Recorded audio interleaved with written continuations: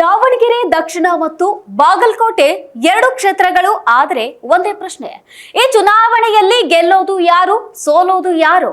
ಹೊರಗಿನ ಎದುರಾಳಿಗಳಿಗಿಂತ ಒಳಗಿನ ಎದುರಾಳಿಗಳೇ ಹೆಚ್ಚು ಅಪಾಯಕಾರಿಯಾಗಿದೆಯಾ?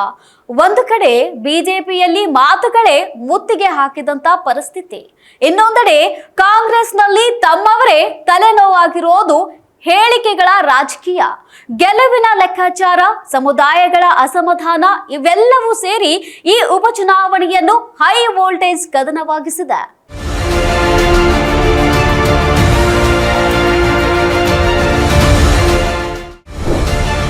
ಕೈಕಮಲ ನಾಯಕರ ಮಾತುಗಳಿಂದ ಸಮುದಾಯದಲ್ಲಿ ಅಸಮಾಧಾನ.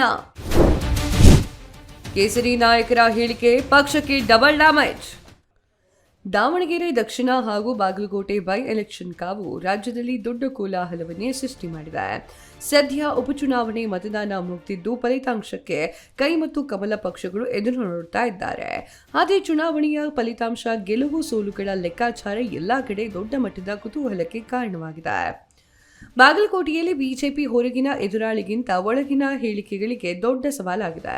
ಹಿರಿಯ ನಾಯಕರು ನೀಡಿದ ವಿವಾದಾತ್ಮಕ ಹೇಳಿಕೆಗಳು ಪಕ್ಷಕ್ಕೆ ಹಿನ್ನಡೆಯಾಗುವ ಸಾಧ್ಯತೆಗಳು ಹೆಚ್ಚಾಗಿದೆ. ಸಿಸಿ ಪಾಟೀಲ್ ಹೇಳಿದ ಟೂರ್ ಮತ್ತು ಗಡ್ಡ ಕುರಿತು ಹೇಳಿಕೆಗಳು ಎರಡು ಸಮುದಾಯಗಳ ಅಸಮಾಧಾನಕ್ಕೆ ಕಾರಣವಾಗಿದೆ. ಈ ಹೇಳಿಕೆಯಿಂದ ಕುರುಬ ಮತ್ತು ಅಲ್ಪಸಂಖ್ಯಾತರ ಮತದಲ್ಲಿ ಅಸಹನೆ ಹೆಚ್ಚಾಗಿದೆ.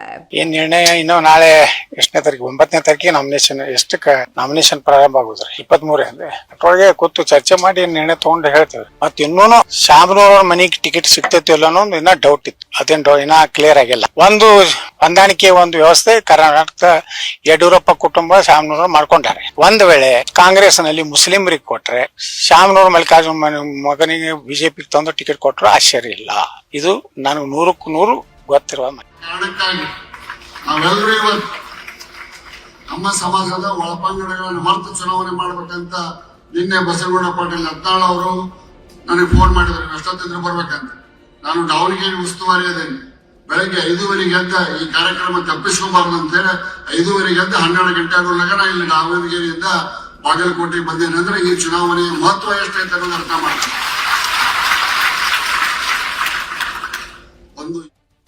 ಇನ್ನು ಪ್ರತಾಪ್ ಸಿಂಹ ನೀಡಿದ ಹೇಳಿಕೆಯು ಬಿಜೆಪಿ ಹಿನ್ನಡೆ ತರುವ ಸಾಧ್ಯತೆ ಇದೆ.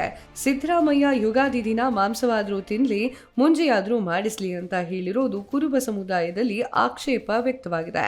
ಇದರಿಂದ ಬಿಜೆಪಿ ಬೆಂಬಲ ನೀಡೋದಕ್ಕೆ ಮತದಾರರಲ್ಲಿ ಗೊಂದಲ ಉಂಟಾಗಿದೆ ಎನ್ನಲಾಗಿದೆ. ಇನ್ನೊಂದು ಕಡೆ ಯತ್ನಾಳ್ ನೀಡಿದಂಥ ಉಡಾಫಿ ಹೇಳಿಕೆಗಳು ಪಕ್ಷದೊಳಗಿನ ಭಿನ್ನಮತವನ್ನು ಬಹಿರಂಗಗೊಳಿಸಿದೆ. ಸ್ವಪಕ್ಷದವರ ಮೇಲೆಗೆ ಟೀಕೆ ನಡೆಸುವುದರ ಕಾರ್ಯಕರ್ತರಲ್ಲೂ ಕೂಡ ಅಸಮಾಧಾನ ಮೂಡಿದೆ.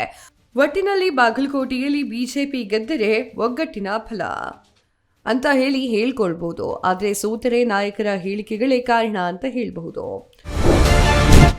ಕಾಂಗ್ರೆಸ್ ಪಾಳ್ಯದಲ್ಲಿ ನಿಲ್ಲದ ಮುಸುಕಿನ ಯುದ್ಧ. ಹೊರಗಿನ ಎದುರಾಳಿಗಿಂತ ಒಳಗಿನ ಎದುರಾಳಿಗಳೇ ಕಂಟಕ.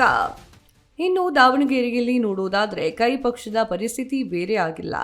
ಇಲ್ಲಿಯೂ ಕೂಡ ಹೊರಗಿನ ಎದುರಾಳಿಗಿಂತ ಒಳಗಿನ ಕಲಹವೇ ದೊಡ್ಡ ಸಮಸ್ಯೆಯಾಗಿದೆ. ಕಾಂಗ್ರೆಸ್ ಅಲ್ಪಸಂಖ್ಯಾತ ನಾಯಕರ ನಡುವೆ ಆರಂಭದಲ್ಲೇ ಭಿನ್ನಾಭಿಪ್ರಾಯ ಮೂಡಿದೆ. ಟಿಕೆಟ್ ಹಂಚಿಕೆಯ ವಿಚಾರವಾಗಿ ಪಕ್ಷದಲ್ಲಿ ಬಿರುಕು ತಂದಿದೆ. ಕೆಲ ನಾಯಕರು ಪಕ್ಷದಲ್ಲಿ ಸಕ್ರಿಯವಾಗದಿರುವುದು ಕಾರ್ಯಕರ್ತರಲ್ಲಿ ಗೊಂದಲ ಉಂಟು ಮಾಡಿದೆ. ಇದರ ಮಧ್ಯೆ ಪಕ್ಷೇತರ ಅಭ್ಯರ್ಥಿಗಳ ಎಂಟ್ರಿ ಕಾಂಗ್ರೆಸ್ ದೊಡ್ಡ ಹೊಡೆತ ನೀಡಿದೆ. ಅಲ್ಪಸಂಖ್ಯಾತ ಸಮುದಾಯದ ಮತಗಳು ವಿಭಜನೆಯಾಗುವ ಸಾಧ್ಯತೆ ಹೆಚ್ಚಿದ್ದು, ಪಕ್ಷೇತರರಿಗೆ ಒಳಗಿನಿಂದಲೇ ಬೆಂಬಲ ಸಿಗಿದೆ ಅಂತ ಆರೋಪಗಳು ಕೇಳಿಬಂದಿದೆ. ಕೆಲ ನಾಯಕರ ಭವಿಷ್ಯದ ರಾಜಕೀಯ ಲೆಕ್ಕಾಚಾರದಲ್ಲೇ ಈ ಚುನಾವಣೆಯನ್ನ ನೋಡುತ್ತಿದ್ದಾರೆ ಎನ್ನಲಾಗ್ತಾ ಇದೆ. ಸಮರ್ಥ ಗೆದ್ದರೆ ಮುಸ್ಲಿಂ ನಾಯಕರಿಗೆ ಮುಂದಿನ ಚುನಾವಣೆಯಲ್ಲಿ ಟಿಕೆಟ್ ಸಿಗುವುದಿಲ್ಲ. ಜೊತೆಗೆ ಅಲ್ಪಸಂಖ್ಯಾತ ನಾಯಕರ ಪ್ರಬಲ್ಯ ಕಳೆದುಕೊಳ್ಳುವಂತಹ ಆತಂಕವೂ ಇದೆ. ಇದರಿಂದಲೇ ಒಳಗಡೆಯೇ ಸೋಲಿಸುವ ಯತ್ನ ನಡೆಯುತ್ತಿದೆ ಅಂತ ರಾಜಕೀಯ ವಲಯದಲ್ಲಿ ಚರ್ಚೆ ಜೋರಾಗಿದೆ. ಬಾಗಲಕೋಟೆಯಲ್ಲಿ ಬಿಜೆಪಿಗೆ ಒಳ ಹೇಳಿಕೆಗಳೇ ಸವಾಲಾದರೆ ದಾವಣಗೆರೆಯಲ್ಲಿ ಕಾಂಗ್ರೆಸ್ಗೆ ಒಳ ಕಲಹವೇ ಸಂಕಷ್ಟ ತಂದಿದೆ. ಈ ಒಳ ಆಟವೇ ಅಂತಿಮವಾಗಿ ಗೆಲುವು ಸೋಲನ್ನು ತೀರ್ಮಾನಿಸಬಹುದೇ? ಎಲ್ಲ ಮೀರಿ ಯಾರಿಗೆ ವಿಜಯಮಾಲೆ ದೊರೆಯುತ್ತೆ ಅನ್ನೋದು ಈಗ ಕುತೂಹಲ ಮೂಡಿಸಿದೆ.